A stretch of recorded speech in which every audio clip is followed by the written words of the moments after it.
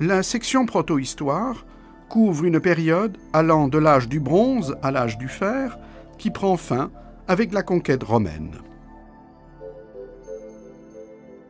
La métallurgie du bronze se répand vers 1800 avant notre ère en Europe occidentale et va permettre la fabrication d'armes et d'outils performants.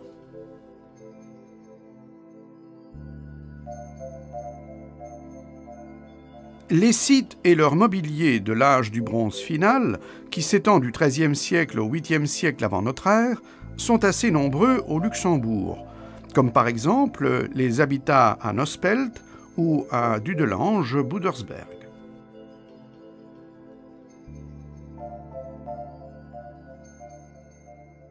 Au milieu du 8e siècle avant notre ère, la métallurgie du fer est introduite en Europe occidentale. Au Luxembourg, les témoins archéologiques de la période de l'âge du fer ancien sont principalement d'ordre funéraire.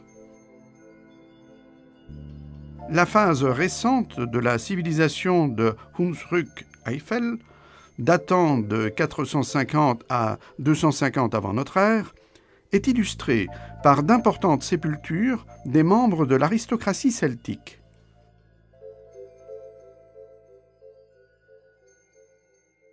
L'essentiel de la section proto-histoire est consacré à la fin de l'époque celtique, à savoir l'Athènes finale qui date du 1er siècle avant notre ère. L'événement capital de cette période est la naissance des premières structures d'habitat à caractère urbain du monde celtique. Ces villes gauloises, que l'on appelle oppida, apparaissent au milieu du IIe siècle avant notre ère. Grâce aux oppidas, le pouvoir politique, économique et religieux se déplace des campagnes vers la ville. Le territoire luxembourgeois recèle des sites archéologiques majeurs de l'Athènes finale.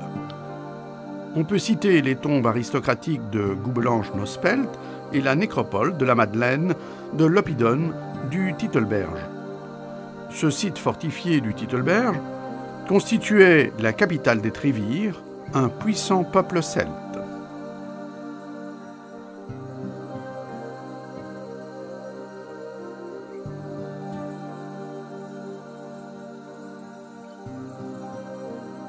La chambre funéraire de Clémency est une des plus grandes connues à ce jour pour le monde gaulois.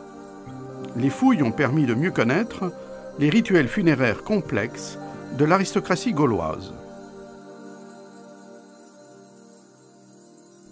La guerre des Gaules a bouleversé le monde celte.